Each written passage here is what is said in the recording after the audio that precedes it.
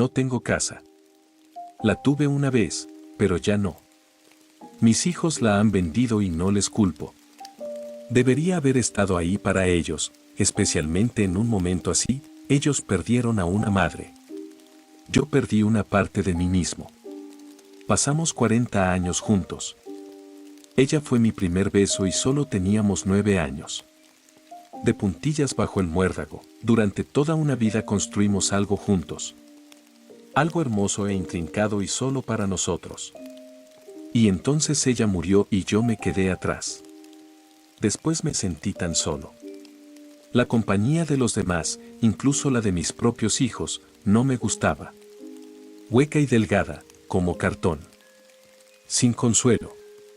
Había perdido la mitad de mí mismo y me dolía muchísimo. Durante el funeral tuve que sentarme a comer bocadillos que mi hija había preparado en una bandeja, escuchando las tristes ofrendas de personas que eran conscientes del agujero que tenía en el pecho, pero que no podían hacer nada al respecto. Y como una nube negra, el pensamiento de mi casa vacía descendió sobre mí. ¿Qué iba a hacer cuando todos volvieran con sus familias? ¿Cuándo mis hijos volvieran por fin a sus vidas?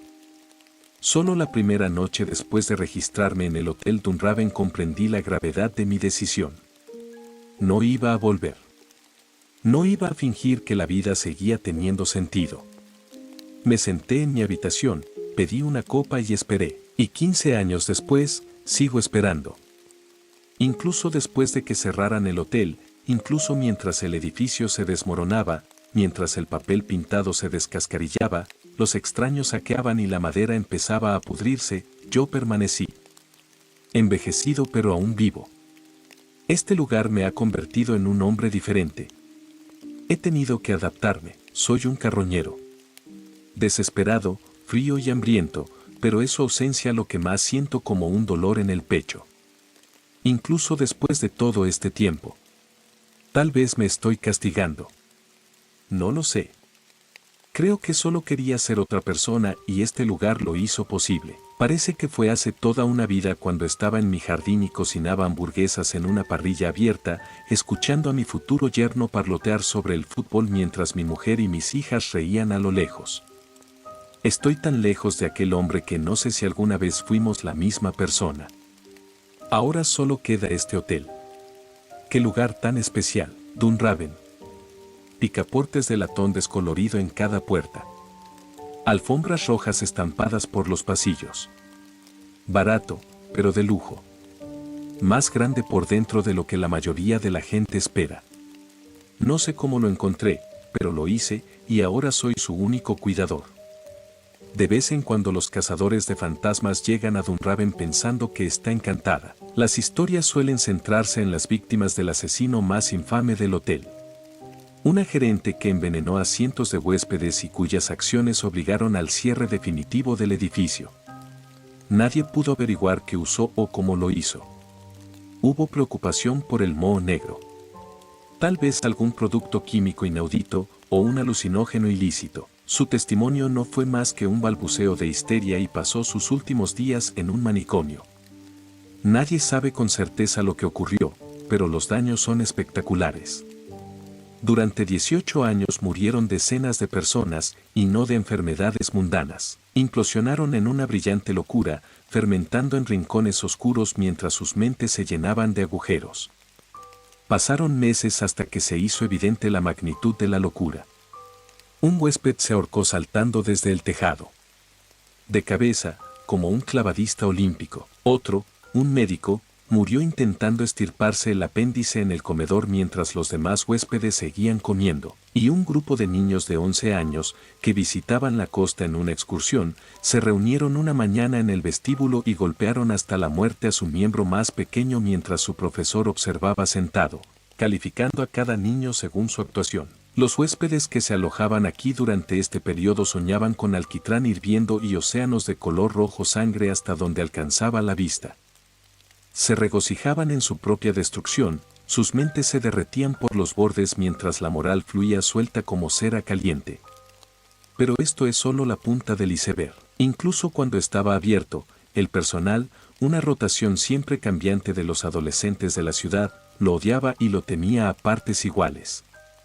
La mitad de las habitaciones estaban prohibidas a los clientes y al personal, incluso entonces. Los nuevos empleados a veces infringían las normas, pero solo una vez. Los que servían comida a la mujer del 312 descubrieron que le susurraba cosas extrañas a través de la puerta cerrada. La mayoría la encontraban inofensiva al principio, pero no después de volver a casa y vislumbrar sus manos pálidas debajo de su cama, o de pillarla doblada dentro de su frigorífico murmurando oscuros reflejos de sus propios pensamientos privados. Si prestas atención cuando visites el Dunraven, te darás cuenta de que en la pared de cada planta y sala de personal hay una lista de estas habitaciones prohibidas.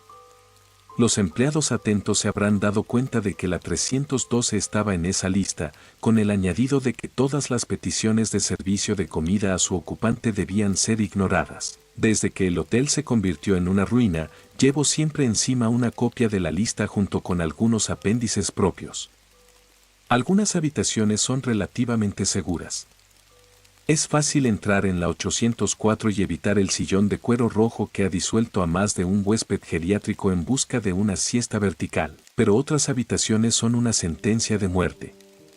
En la 614 algo extraño vive bajo la cama y tiene un alcance anormalmente largo. Sus retorcidas extremidades son capaces de alcanzar los pasillos y doblar las esquinas, y son expertas en maniobrar el sistema de ventilación para atrapar a cualquier pobre alma que haya dejado su olor en la habitación. En varias plantas podrá observar rejillas y respiraderos con los revestimientos dañados, y a pesar de los esfuerzos del encargado, casi siempre encontrará un residuo parduzco escondido en lugares de difícil acceso, como la rosca de un tornillo o en la costura de una soldadura. Este será uno de los lugares en los que el residente del 614 acabe alcanzando a una víctima con violentas consecuencias. Por lo que he leído en las notas del entonces director, podía esperar horas antes de atacar. Dios, Dunraven es algo especial. Un pararrayos. Una bombilla de cristal en plena explosión. 1000 historias componen una historia tan extraña que plantea preguntas sobre el pueblo. ¿Cómo pudo alguien ignorar este lugar? ¿Cómo pudo alguien mantenerlo en secreto? No encontrará referencias a este lugar en internet y sospecho que hay algo de conspiración, un expediente quizá enterrado en lo más profundo de los archivos de Westminster. Si es así, solo puede ofrecer una pizca de la comprensión que he adquirido viviendo aquí.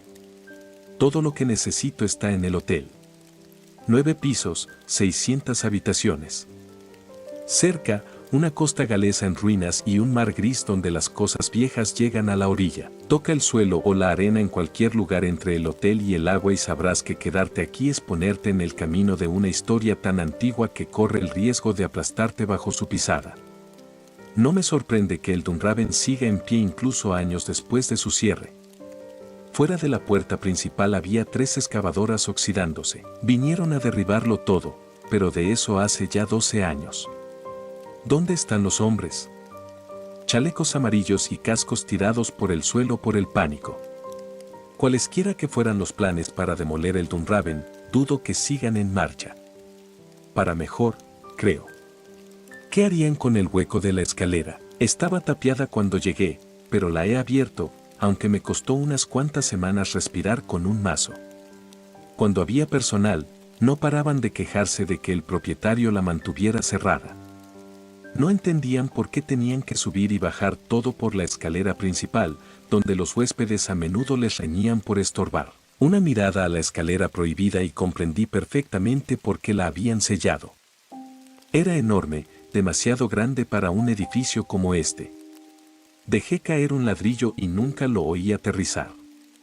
Alumbré y conté más de 9 pisos. Muchos más. Me dolía mirar fijamente al punto de fuga. De repente, el suelo bajo mis pies me pareció mucho menos sólido. Estaba de pie sobre algo endeble que daba a un abismo más profundo que cualquier cosa que hubiera visto jamás. He subido esas escaleras durante más de un día y no he encontrado el fondo, pero sí antiguas expediciones. Figuras esqueléticas agarradas a sus propios cuellos, tapándose la boca, rostros congelados en rictus quejumbrosos. La mayoría parecían adolescentes perdidos, vestidos con vaqueros y sudaderas con capucha. En los pisos inferiores incluso encontré algunos que parecían oficiales militares de la Gran Guerra. Más adentro aún, algunos esqueletos estaban cubiertos con antiguas cotas de malla.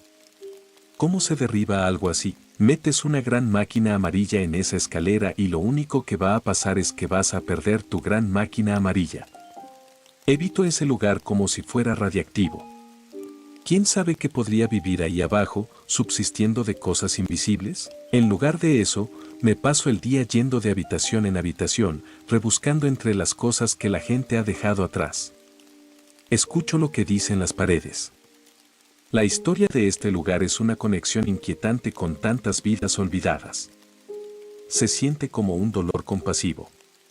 Una habitación está cargada de un fuerte olor a sexo. Los postes de la cama han desgastado la alfombra, haciendo surcos en los listones de madera que hay debajo. Siguen chirriando con un ritmo que resulta familiar pero que duele oír. Como una rata maniática abriéndose paso garabateando por un pasadizo estrecho. Y es peligroso quedarse en el umbral, arriesgarse incluso a poner una mano en la puerta. Puedes perder días por su efecto. Una mezcla embriagadora de pensamientos y emociones confusos, como si te poseyeran los sueños confusos de otra persona.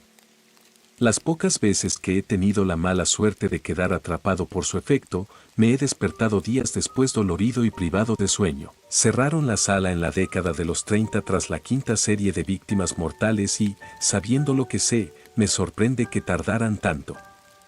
Las víctimas murieron de deshidratación. Llagas en la cama. Infecciones y septicemias contraídas por prácticas antihigiénicas. En una ocasión, el personal tiró la puerta abajo y se encontró con que los huéspedes se habían ido, dejando tras de sí solo ropa empapada y orines servidos en copas de vino. No sé ni quiero saber qué ocurrió allí dentro. Como todas las habitaciones enrejadas, tiene un montaplatos, un antiguo ascensor mecánico que se hunde en las mismas profundidades que el hueco de la escalera. Sospecho que las fuerzas que actúan en ese abismo se filtran hacia arriba por el hueco abierto y penetran en el hotel. Incluso puede ser la fuente de toda la extrañeza. No puedo encontrar ningún registro de que los montaplatos hayan sido instalados o utilizados para su propósito original. Lo he comprobado y el montaplatos de mi habitación debería descender directamente a través del bar en la planta baja, atravesando varios taburetes y la encimera. Pero sea cual sea la ruta que toma, parece sortear el espacio tradicional. Me envía regalos. O algo lo hace. Ahí abajo, en la oscuridad. Durante toda mi estancia en el Dunraven siempre había oído algo arrastrándose por ahí abajo. Nada tan grave como pasos, pero nunca fue particularmente silencioso. Podría haber sido una rejilla que se abría en otra habitación para acceder al mismo pozo, o tal vez algo que se soltaba y caía. Pero una vez abandonado el hotel, los sonidos se hicieron más fuertes. Golpes y estrépitos, golpes apagados y tal vez incluso gruñidos. No podía asegurarlo. A veces me despertaban, pero me quedaba tumbado con los ojos aturdidos y solo un vago indicio de lo que había sido el sonido antes de volver a dormirme. No pensé en ello durante meses, hasta que una noche me desperté como había descrito, confundido y agotado, pero algo era diferente. Sentí un miedo instintivo. Sin moverme del sitio, escudriñé la habitación, débilmente iluminada por la luz de la luna, y me di cuenta de que la rejilla del montaplatos estaba abierta. Hacía frío y, mientras dormía, me había subido las mantas hasta la barbilla, pero la ventana estaba cerrada y pronto me di cuenta de que la corriente de aire salía de aquel antiguo pozo. Temblando y asustado, me acerqué las mantas a la cara, y entonces se oyó un sonido procedente de la oscuridad. Un horrible chirrido metálico. Estridente pero atronador.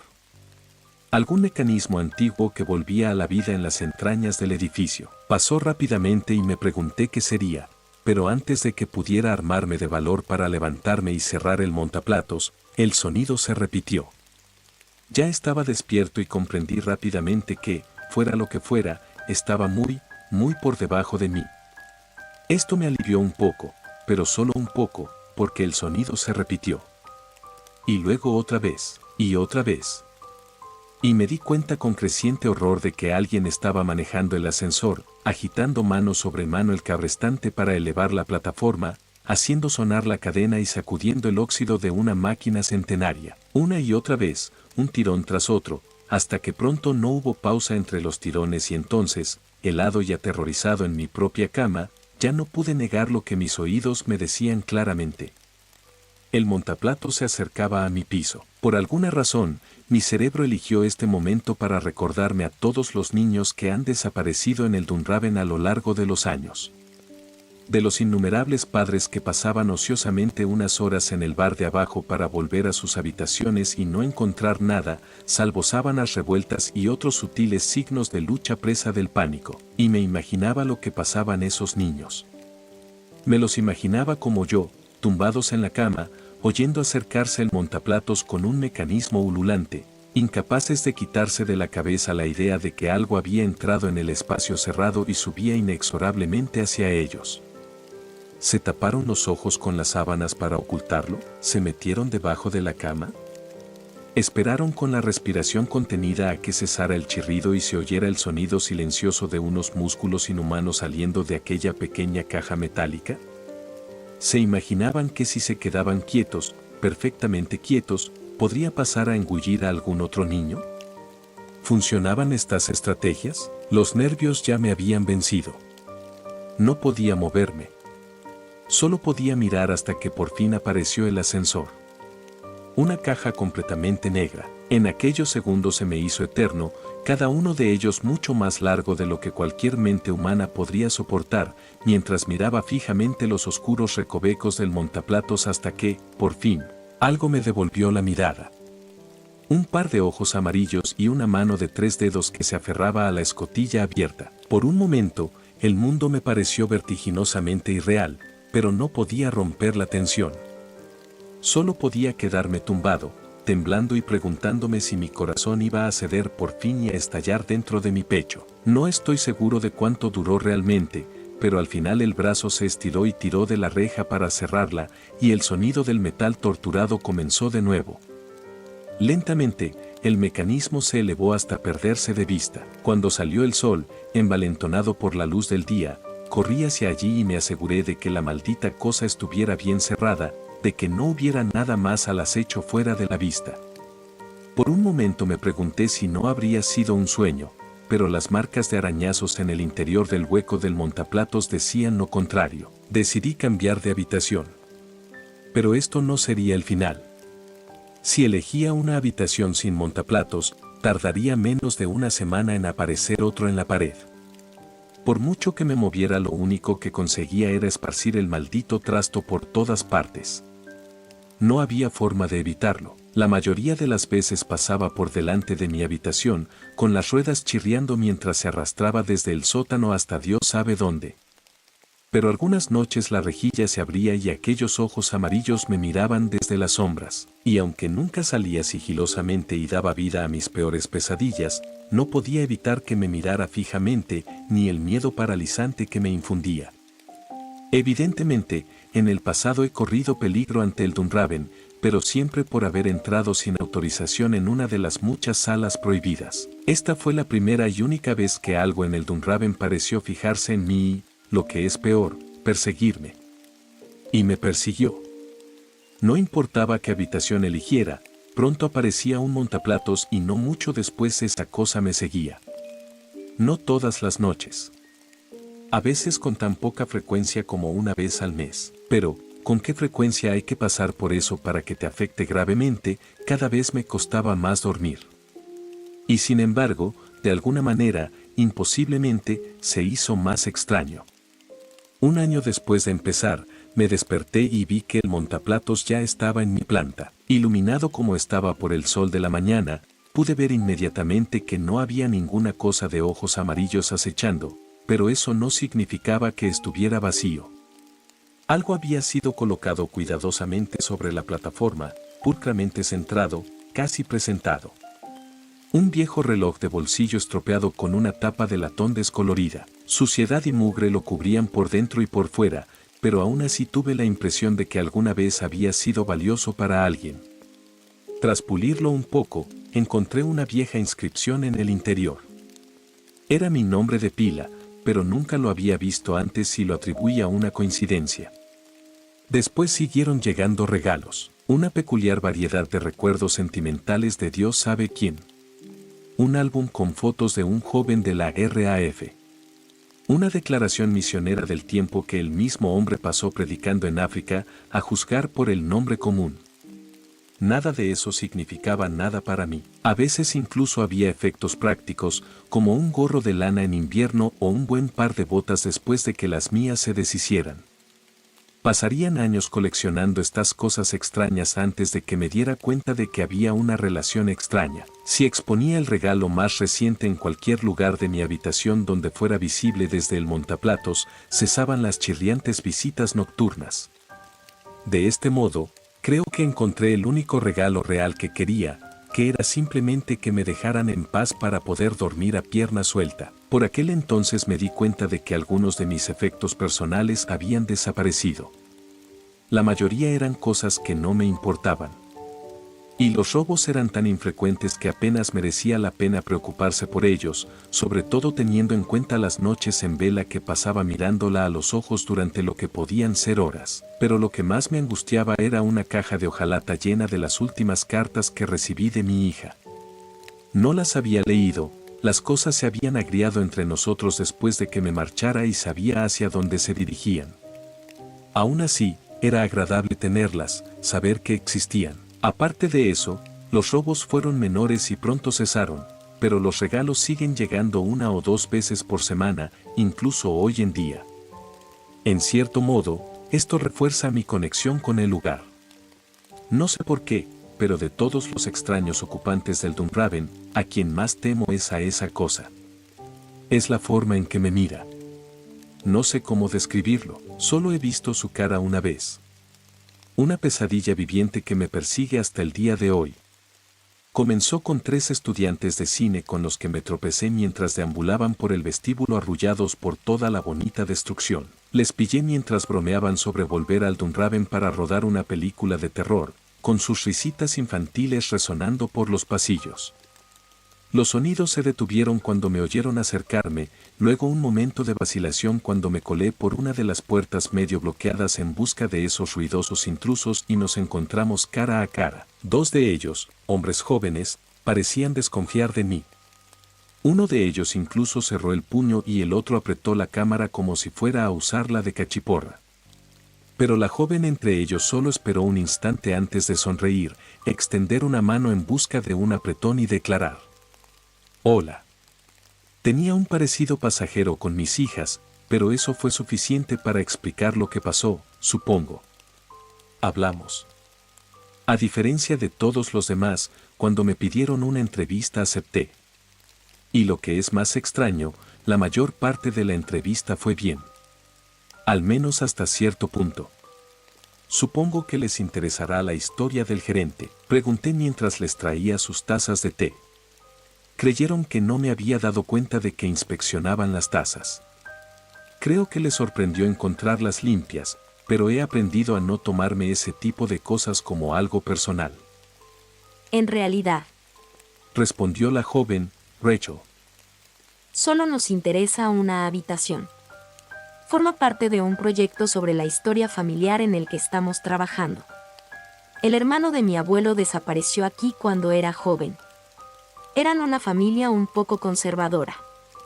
Se rió. Así que mi madre no conocía ningún detalle. Nadie hablaba de ello, básicamente. Pero Craig aquí.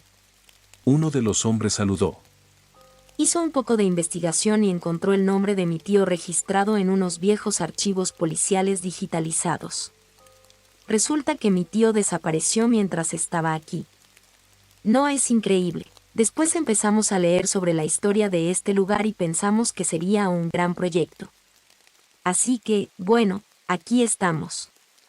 Una historia común, comenté. ¿Por casualidad no sabes en qué habitación se alojaba? 614. Respondió con una sonrisa.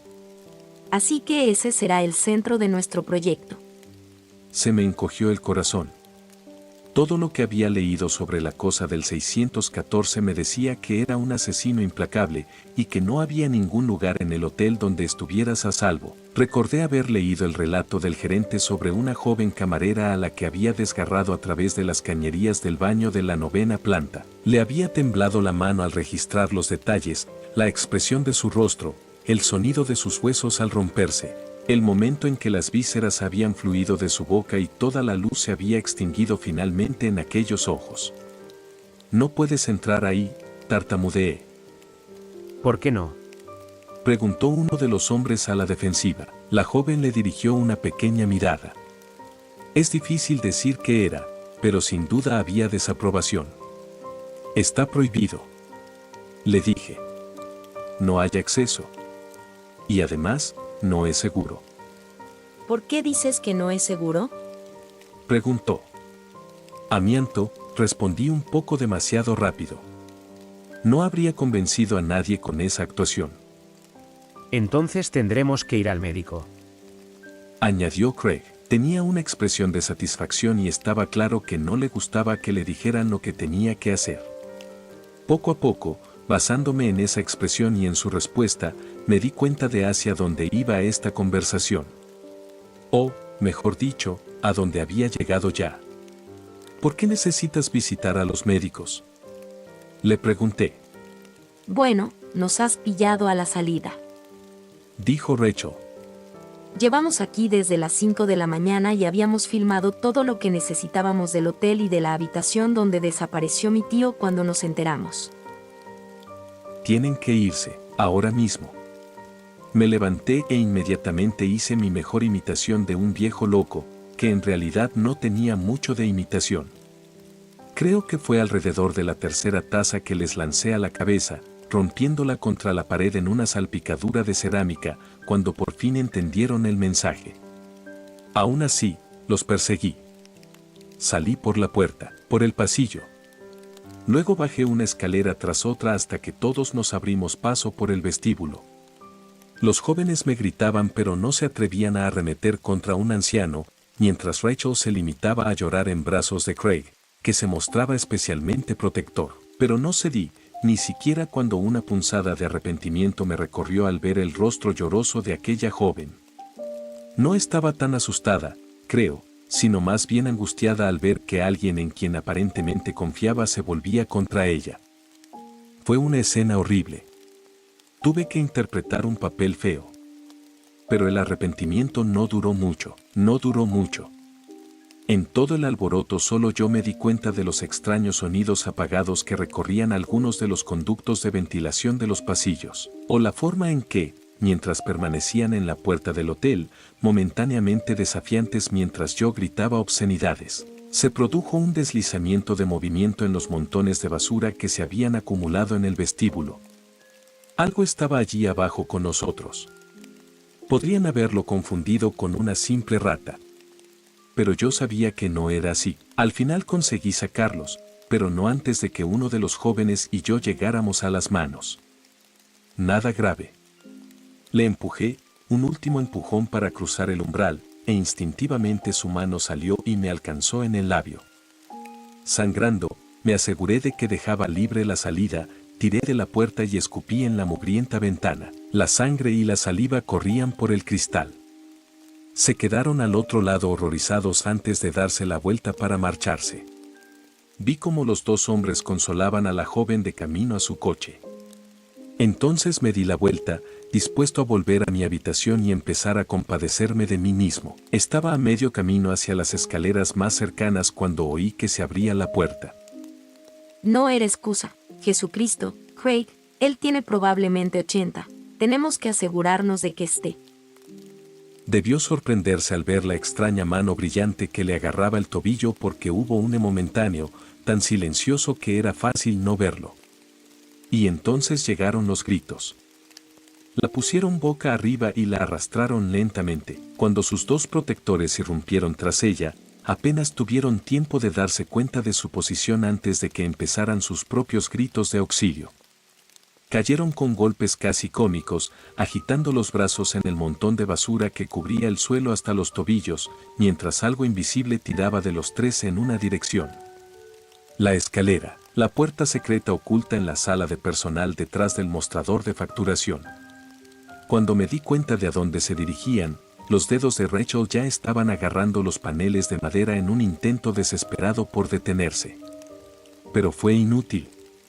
Podían gritar o forcejear todo lo que quisieran. El 614 iba a por ellos, los arrastraría piso tras piso por aquella escalera oscura y retorcida hasta que pudiera arrastrarlos a la habitación de arriba.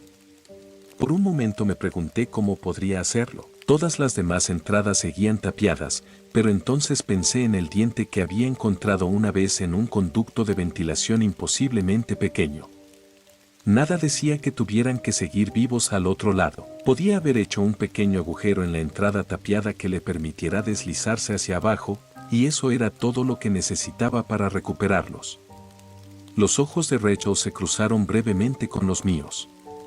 Había leído mucho sobre el destino de las personas que fueron arrastradas al 614. No estaba preparado para ver cómo le ocurría a alguien delante de mí. Tenía que hacer algo. Revolví la basura hasta que encontré lo más parecido a lo que esperaba. Una vieja botella rota con el borde dentado. Cuando levanté la vista, las tres figuras habían desaparecido por la puerta abierta, pero tenía que esperar que aún hubiera tiempo. Cuando entré en el hueco de la escalera, me di cuenta de que parte de la barandilla estaba doblada y dañada, y manchada de pelo y sangre. Me pregunté si ya era demasiado tarde, pero entonces oí por encima de mí los sollozos ahogados de Rachel. No estoy seguro de haber subido ningún escalón tan rápido en mi vida. Un piso más arriba y la encontré boca abajo, aferrándose por su vida a otro juego de barandillas. Detrás de ella yacían los dos hombres, destrozados y mutilados. Rápidamente me di cuenta de que los brazos los habían arrastrado por el pequeño hueco de la barandilla, matándolos pero dejando espacio suficiente para que la mujer, más pequeña, pudiera pasar sin peligro. Su visión era horrible. Me recordaron a las polillas atrapadas en una tela de araña, envueltas y rotas, con las extremidades extendidas y las alas medio rotas. No pude evitar estremecerme cuando miré a Rachel y vi que la sangre y las vísceras que la cubrían no eran suyas. Ahora estaba a 1 metro o 2 de mi alcance, así que subí corriendo otro piso y, utilizando una escoba cercana, acerqué el brazo y lo agarré con una mano. Luego, con otra, empecé a cerrar. El cristal era irregular, pero eficaz. La mano no era tan humana, era blanda y pastosa, su sangre tenía el color de las natillas y, aunque su carne blanda, casi anfibia, se amoldaba perfectamente a la pierna para proporcionarle un gran agarre, su piel cedía con bastante facilidad al cristal. Con unos pocos y bruscos cortes, se vio obligado a soltarse y escabullirse. Tengo que preguntarme, incluso ahora, si lo que pasó después fue hecho a propósito. Un acto de rencor.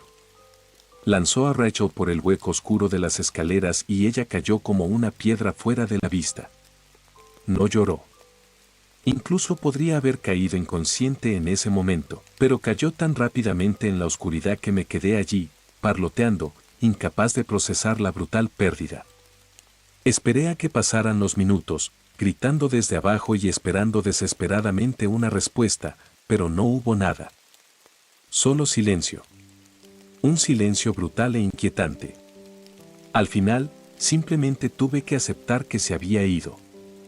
Perdido. Me fui y esa noche me quedé en la cama preguntándome si iba a caer para siempre, gritando desesperadamente al vacío. Nadie estaba allí para atraparla. Y si hay un fondo en esa pesadilla, ella no estaba sobreviviendo a ningún encuentro con él. No a esas velocidades. Me dormí esperando que hubiera un fondo, que lo tocara tan rápido que acabara con su sufrimiento en un instante. Pero me quedé con la incertidumbre cuando pocos días después me desperté y encontré el montaplatos, listo como siempre, con un nuevo regalo. Su cámara. No una grabadora como las que tenían los chicos. Era una digital que llevaba colgada del cuello. Solo la usó 1 o 2 veces cerca de mí, para tomar alguna instantánea de un graffiti o de una habitación vacía. Cuando llegó a mis manos estaba medio rota, pero no me costó encontrar un cable de carga para poder ver las fotos que había hecho. La primera docena eran normales, pero después, bueno. Mostraba el hueco de la escalera. De alguna manera había llegado a una de las barandillas y desde allí a un rellano. Pero debe haberse perdido porque estas fotos mostraban nuevas puertas y lugares que nunca había visto. ¿Hasta dónde podría haber caído? Había fotos extrañas y desenfocadas. Borrosas. Oscuras. Difíciles de entender. Vi una catedral en una árida llanura de hormigón, vidrieras con santos irreconocibles haciendo cosas horribles. Habitaciones ocultas con viejos gramófonos y muebles eduardianos, cuadros en la pared de gente con demasiados o pocos ojos. Una foto, la mejor en cuanto a nitidez, mostraba lo que parecía el vestíbulo de un viejo edificio de apartamentos por la noche. Las baldosas del techo cayendo a un suelo abandonado mientras un anciano miraba horrorizado al fotógrafo. Más extraña aún era la forma que se cernía sobre su hombro, el espectro aterrador de una mujer muerta hace mucho tiempo. Las fotos seguían y seguían, imágenes como estas y más. No podría describirlas todas, salvo decir que ofrecían una visión aterradora de los mundos imposibles que había debajo. Cielos alienígenas. Lunas extrañas, tal vez lo peor de todo, la cama de un niño vislumbrada a través de la rendija de la puerta de un armario, Dios sabe que se esconde ahí abajo, pero no me sorprendería que ese laberinto fuera la fuente de todas las pesadillas de la humanidad. Pero fue la última foto la que más me cautivó. Mostraba el hueco de la escalera pero mirando hacia arriba en la oscuridad, solo el más vago atisbo de luz pálida filtrándose con una mancha de polvo caído. Y me di cuenta de que, si había luz desde arriba, ella tenía que estar muy cerca de la cima. Quizá después de su caída había encontrado un camino seguro. Tenía que ver si seguía viva. Si realmente estaba tan cerca, podría alcanzarla y ayudarla, siempre que no se hubiera movido a otro lugar. Pero primero, tenía que asegurarme de que realmente era ella la que seguía allí abajo. Por mucha esperanza que me hubiera embargado en el momento, no soy idiota. Ninguna de las fotos mostraba claramente quién las había tomado, y el hecho de que la cámara hubiera llegado en el montacargas significaba que en algún momento probablemente había caído en posesión de la cosa de ojos amarillos. Necesitaba una forma de comprobar el hueco de la escalera sin ponerme en peligro. No es que sea lo más elegante que he hecho, pero volví al vestíbulo, encontré las llaves del coche que uno de los chicos, presa del pánico, había dejado en el suelo y rebusqué entre sus pertenencias hasta que encontré lo que buscaba. Otra cámara, esta capaz de grabar video. Después, tras una cuidadosa planificación, me dirigí a la escalera de un piso seguro y bajé la cámara con una cuerda. No tenía forma de saber lo que veía. Tenía que pensar que si estaba ahí abajo y lo veía, se pondría a llorar, si no, tendría que subirla, ver la grabación y comprobarlo por mí mismo. Tenía alrededor de 1 kilómetro de cuerda, que supuse que era suficiente para hacer el trabajo. Donde quiera que la cámara hubiera tomado la imagen, todavía había suficiente luz ambiente desde arriba para ver algo. Seguramente a 1.000 metros de profundidad no habría más que una oscuridad total. Aún así, la bajé del todo, la até y la dejé allí unos minutos mientras dejaba que mis brazos se recuperaran. No pesaba mucho, pero tampoco era nada. Estaba a punto de volver a subirla cuando algo cambió. Mis dedos apenas rozaban la cuerda cuando el nudo se tensó. Las fibras gimieron. El ritmo de su balanceo cambió. Con una mano probé la carga, no se movió ni 1 milímetro. Lo que colgaba del otro extremo era demasiado pesado para ser una cámara, y había algo profundamente erróneo en la forma en que la cuerda rechinaba a izquierda y derecha sobre la barandilla. Algo estaba allí abajo. Y estaba trepando por la cuerda. Rápido. Demasiado rápido para que me tomara más tiempo procesándolo. Cogí un cuchillo que me había asegurado de llevar encima y empecé a cerrar furiosamente. Pero la cuerda no se quedaba quieta. Se movía con tanta fuerza que amenazaba con arrancarme el cuchillo de la empuñadura. Era una tarea casi imposible, y por más que lo intentaba no podía evitar que mis ojos siguieran la fina cuerda que desaparecía en la oscuridad vacía de abajo, esperando que en cualquier momento apareciera esa cosa terrible. ¿A qué velocidad puede moverse?, me preguntaba. ¿Cómo de rápido puede escalar 1000 metros? ¿Y si salta unos cuantos pisos más abajo? Puede que solo le queden 10, 20 o 30 metros. ¿Cuánto tiempo me queda? El sudor me resbalaba por la espalda. Me punzaba la frente y me dejaba las palmas de las manos resbaladizas.